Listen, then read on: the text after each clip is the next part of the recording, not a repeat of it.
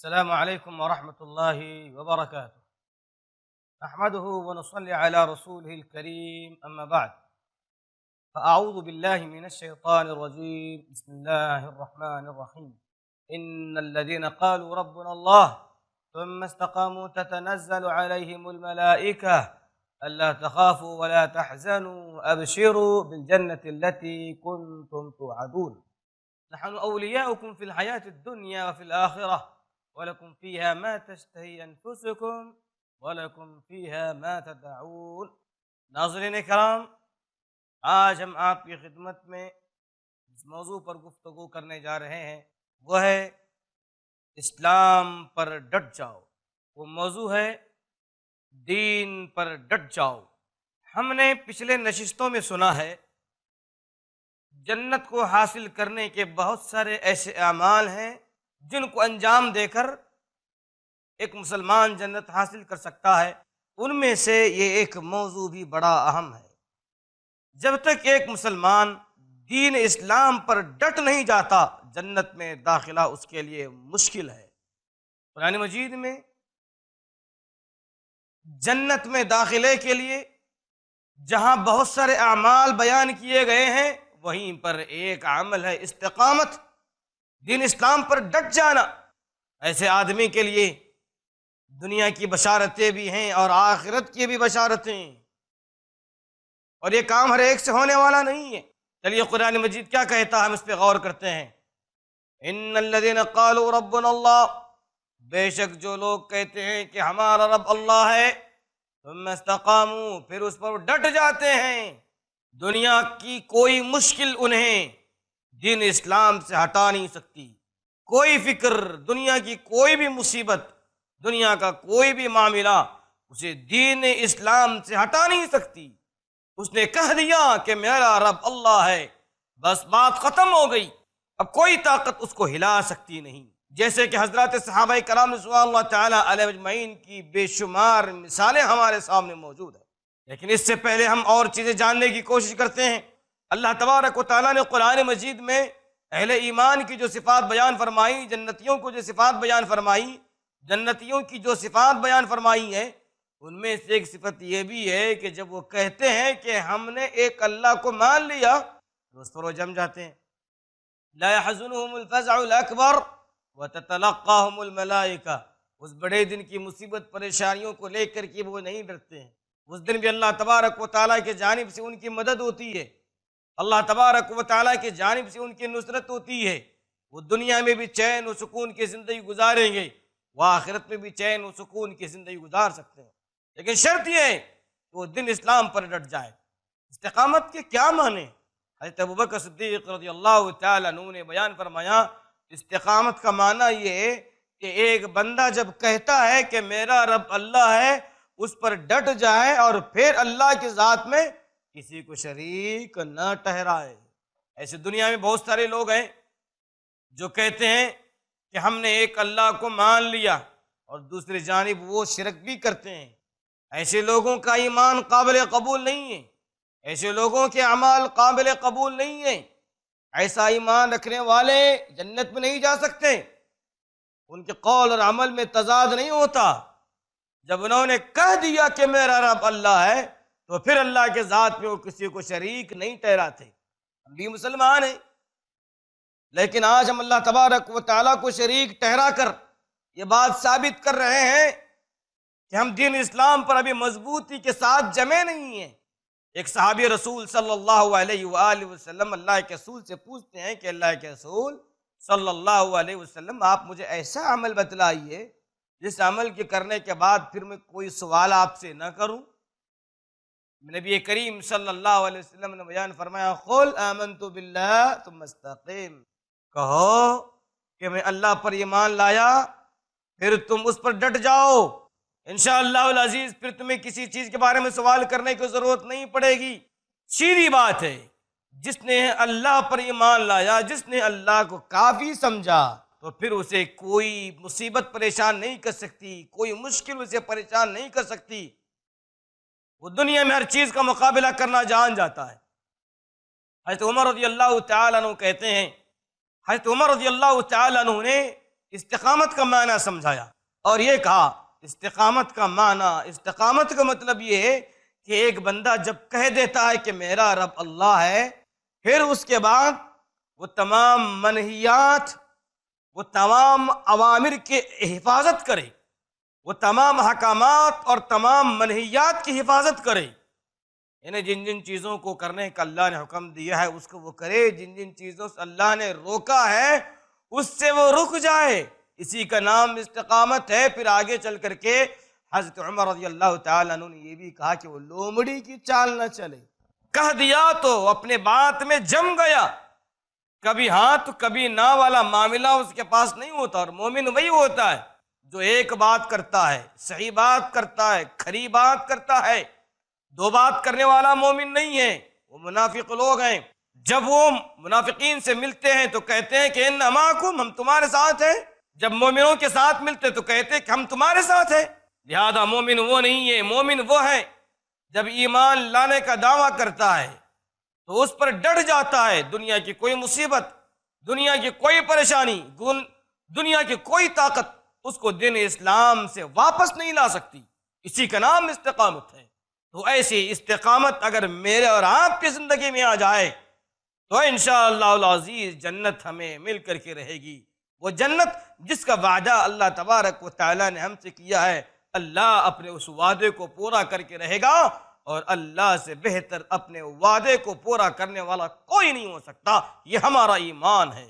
جہاں تک معاملہ استقامت کا ہے، جب ایک بندہ اس بات کا اعلان کرتا ہے کہ میں ایمان لایا اور میں استقامت کا مظاہرہ کروں گا، ظاہری بات ہے ناظرین کرام، جب ایک شخص اس بات کا اعلان کرتا ہے کہ میں ایمان لے آیا تو پھر اس کے لیے لازمی ہے کہ اس ایمان کا تعلق اس کے ظاہر سے بھی ہو اور اس کے باطن سے بھی ہو۔ ایسا نہ ہو کہ ظاہری طور پر وہ مسلمان نظر آتا ہے، ظاہری طور پر وہ نمازیں پڑھتا ہے، ظاہری طور پر وہ صدقات و خیرات دیتا ہے، ظاہری طور پر وہ عمرے کرتا ہے، حج کی ادائیگی کرتا ہے، لیکن اس کے باطن میں سدھار نہیں آیا ہے، ایسا ایمان اس شخص کو جنت نہیں لے جائے گا۔ ایمان کا مطلب یہ ہے، استقامت کا مطلب یہ ہے کہ اس کا ظاہر بھی سدھر جائے، اس کا باطن بھی سدھر جائے، اس کا ظاہر بھی اسلام کو پیش کرتا ہو اور اس کا باطن بھی اسلام پیش کرتا ہو۔ آج کل بہت سارے بھائیوں کا ظاہر تو اسلام کی شکل و صورت پیش کرتا ہے، لیکن ان کا باطن اسلام کی صحیح تصویر پیش نہیں کرتا۔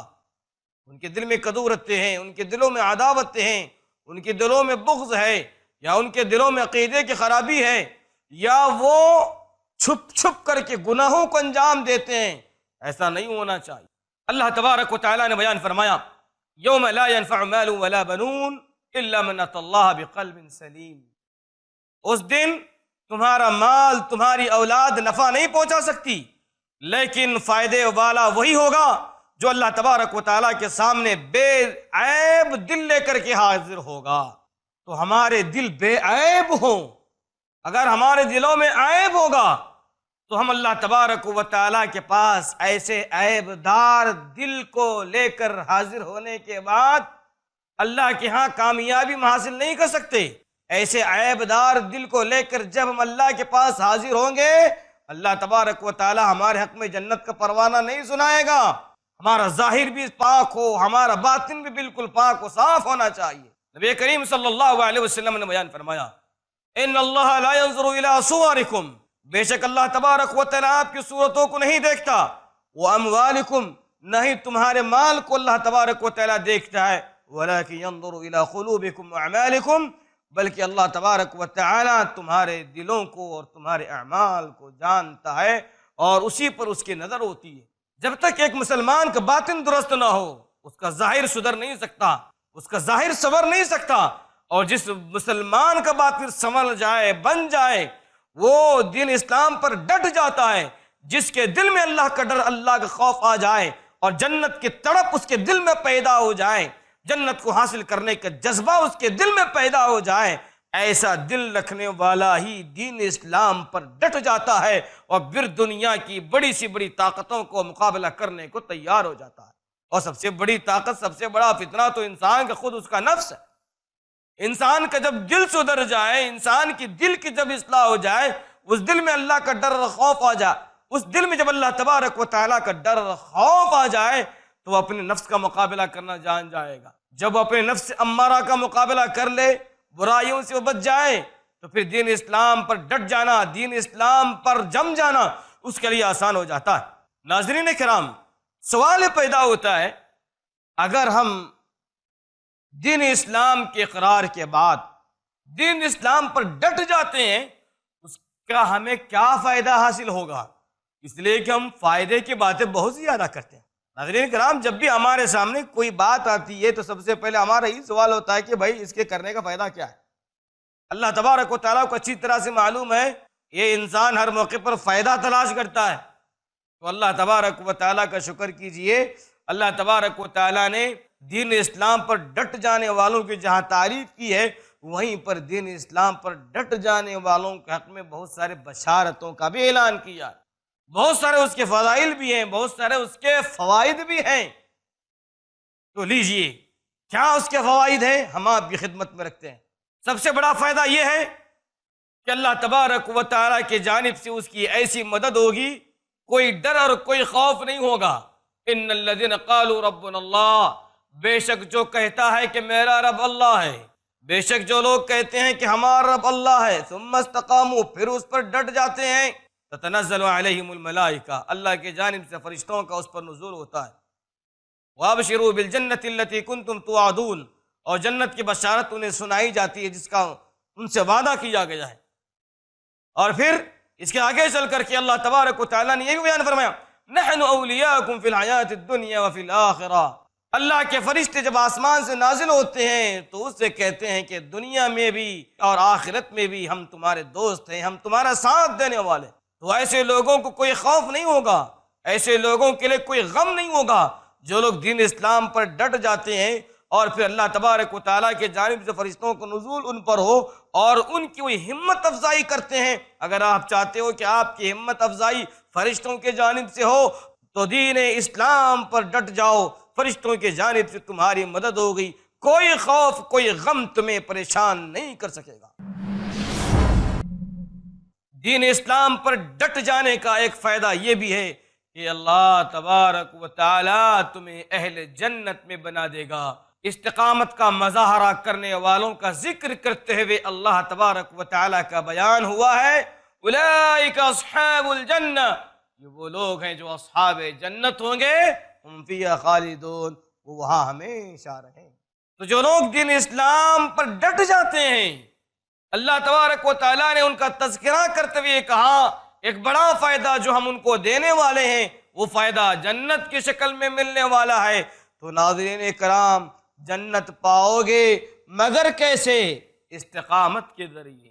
دین اسلام پر ڈٹ جاؤ، جنت تمہیں مل کر رہے گی، جنت میں اللہ تبارک و تعالیٰ ضرور تمہیں داخل کرے گا۔ اور دنیا کا ہر شخص اپنے بات میں سچا جھوٹا ہو سکتا ہے، لیکن نبی کریم صلی اللہ علیہ وسلم کی کوئی بات جھوٹی ہو سکتی ہے، نہ اللہ تبارک و تعالیٰ کی کوئی بات جھوٹی ہو سکتی ہے۔ اللہ نے اور اللہ کے رسول صلی اللہ علیہ وسلم نے ان لوگوں کے حق میں جو لوگ دین اسلام کو لاتے ہیں پھر اس پر ڈٹ جاتے ہیں، ان کے حق میں جنت کا وعدہ کیا ہے، تو وہ جنت میں مل کر کے رہے گی۔ ناظرین کرام، ایک اور فائدہ دین اسلام پر ڈٹ جانے کا یہ بھی ہے کہ اللہ تبارک و تعالیٰ تمہاری زندگیوں کو خوشگوار بنا دے گا۔ آج بہت سارے لوگ ہیں اپنی زندگیوں کو لے کر کے پریشان ہیں کہ ہماری زندگی ایسی ہے، ہمارا حال ایسا ہے، ہر کوئی اپنی فکر کر رہا ہے، ہر کوئی اپنی زندگی میں آنے والی مصیبتوں کا، پریشانیوں کا، رنج و آلام کا ذکر کرتا ہے۔ اس کی ضرورت نہیں پڑے گی، تمہاری ساری پریشانیاں ختم کر دی جائیں گی، تمہیں پاک و صاف زندگی نصیب کی جائے گی، تمہیں اطمینان والی زندگی نصیب کی جائے گی۔ شرط یہ ہے کہ آپ دین اسلام پر ڈٹ جائیے اور اچھے اعمال کو کرنے والے بن جائیے۔ اللہ کا بیان ہے، من عمل صالحا من ذکر او انثى وهو مؤمن فلنحيينه حياة طيبة ولنجزينهم اجرهم باحسن ما كانوا يعملون۔ جو بھی مرد، جو بھی عورت دین اسلام پر ڈٹ جاتے ہیں اور عمل صالح کرتے ہیں، اللہ تبارک و تعالیٰ نے بیان فرمایا ان کی زندگی کو ہم پاک و صاف بنا دیں گے، ان کی زندگی کو معطر بنا دیں گے، ان کی زندگی کو ہم خوشنما بنا دیں گے، انہیں چین، انہیں سکون دیں گے۔ وَلَنَجْزِيَنَّهُمْ أَجْرَهُمْ بِأَحْسَنِ مَا كَانُوا يَعْمَلُونَ، اور ان کے ان اعمال کے وجہ سے آخرت میں بہترین بدلہ ہم انہیں دیں گے۔ تو جنت بھی ملے گی اور آپ کی دنیا بھی خوشنما بنا دی جائے گی، آپ کی دنیا کو بھی سنوار دیا جائے گا۔ جنت بھی ملے گی اور آپ کی دنیاوی زندگی کو بھی سنوارا جائے گا۔ شرط یہ ہے کہ آپ ایمان کے اقرار کے بعد، ایمان کے اظہار کے بعد عمل صالح کرنے والے بنے۔ صرف دعویٰ کافی نہیں ہے، یاد رکھنا ناظرین کرام، ہم میں ایسے بہت سارے بھائی ہیں، ہم میں ایسے بہت ساری ہماری بہنیں ہیں جو اپنے آپ کو مومن مرد، جو اپنے آپ کو مومن عورت ہونے کا دعویٰ کرتے ہیں، دین اسلام سے محبت کرنے کا دعویٰ کرتے ہیں، لیکن عمل سے وہ کورے ہیں، نماز سے دور ہیں، صدقات و خیرات سے دور ہیں، ذکر و اذکار سے دور ہیں، قرآن مجید کی تلاوت سے دور ہیں، دعوت اسلام سے دور ہیں۔ ایسے لوگوں کی زندگی سکون والی زندگی نہیں ہوگی، اور نہ ہی ایسے لوگوں کو اللہ تبارک و تعالیٰ کے ہاں جنت کا انعام دیا جائے گا۔ اللہ کا بیان، من عمل صالحا من ذکر او انثی، جس نے اقرار کے بعد عمل صالح کیا ہوا ہوگا، فَلَنُحْيِيَنَّهُ حَيَاةً طَيِّبَةً، ایسے لوگوں کو ہم حیات طیب دیتے ہیں، پاک زندگی دیتے ہیں، ایسی زندگی جس کی زندگی کو دیکھ کر لوگ مثال پیش کریں، جیا جائے تو ایسا جیا جائے۔ کتنی پیاری زندگی ہے ان کی، کتنے پیارے بول ہیں ان کے، کتنی پیاری فکر ہے ان کی، کتنے اچھے خیالات ہیں۔ یہ ساری چیزیں اللہ آپ کو اس وقت نصیب کرے گا جب کہ آپ کے اندر ایمان کے اقرار کے بعد عمل کا جذبہ ہوگا۔ وَلَنَجْزِيَنَّهُمْ أَجْرًا بِأَحْسَنِ مَا كَانُوا يَعْمَلُونَ، اور اللہ تبارک و تعالیٰ نے بیان فرمایا، معاملہ دنیا کی حد تک نہیں ہے، ایسے لوگ جب ہمارے پاس آئیں گے ان کے اعمال کا بہترین بدلہ ہم دیں گے، اور بہترین بدلہ جنت ہی کی شکل میں ہے۔ جنت سے بہترین بدلہ اور کس شکل میں ہو سکتا ہے؟ ناظرین کرام، آج ہمارے گھروں میں ہمارے بھائیوں کی یہ شکایت، ہمارے والد کی یہ شکایت، ہمارے گھروں میں محنت کرنے والوں کی یہ شکایت ہے کہ ہماری روزی روٹی میں محنت میں برکت نہیں ہو رہی ہے۔ بہت سارے گھروں میں یہ چیز ہے۔ اس کی کیا وجہ ہے؟ اس کی بھی یہی وجہ ہے کہ ان کے اندر استقامت نہیں ہے، وہ دین پر عمل نہیں کرتے، ان کا ظاہر اور باطن درست نہیں ہے، یا دونوں میں ایک چیز صحیح ہے ایک چیز صحیح نہیں ہے۔ اللہ کا بیان ہے، وَالَّذِي اسْتَقَامُوا عَلَى الطَّرِيقَةِ لَأَسْقَيْنَاهُمْ مَاءً غَدَقًا، اگر وہ لوگ راہ راست پر آ جاتے تو یقیناً ہم انہیں بہت وافر میں پانی نصیب کرتے ہیں۔ راہ راست پر آنے کی ضرورت ہے۔ جس گھر میں بھی یہ شکایت ہو، جو بھی بھائی اس بات کی شکایت کرتا ہو کہ ہم روزی کو لے کر پریشان ہیں، ہم اپنے مسائل کو لے کر کے پریشان ہیں، تو سب سے پہلے یہ دیکھیے کہ وہ راہ راست پر ہے یا نہیں ہے، کیونکہ اللہ تبارک و تعالیٰ کی بات جھوٹی نہیں ہو سکتی۔ وَالَّذِي اسْتَقَامُوا عَلَى الطَّرِيقَةِ، اگر وہ راہ راست پر آ جاتے، اللہ تبارک و تعالیٰ نے بیان فرمایا کہ وافر مقدار میں میں ان پر پانی نازل فرماتا، اللہ کی جانب سے روزی روٹی کا نزول ہوتا، اللہ تبارک و تعالیٰ کی جانب سے رحمتوں کا نزول ہوتا۔ استقامت ہماری زندگی میں نہیں ہے، ہم راہ راست پر نہیں ہیں، ہمارا عمل درست نہیں ہے، ہماری فکر درست نہیں ہے، ہمارے عمل میں ہمارے قول میں تضاد ہے۔ دین اسلام کا تو ہم دعویٰ کرتے ہیں، لیکن دین اسلام کے جو حقوق ہم پر عائد ہوتے ہیں ان حقوق کو ادا کرنے کے معاملے میں ہم سب سے پیچھے نظر آتے ہیں۔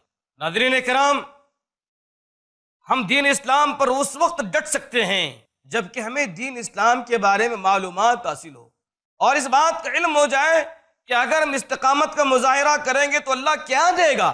جب تک اس کا علم آپ کو نہ ہو اس وقت تک آپ کی زندگی میں استقامت نہیں آ سکتی۔ صحابہ کرام نے ایسا کر کے دکھایا، کیونکہ انہیں پتہ چل گیا تھا کہ استقامت کے یہ فوائد ہیں، استقامت کے یہ برکات ہیں، استقامت کے بعد اللہ تبارک و تعالی ہمیں فلاں نعمت دینے والا ہے۔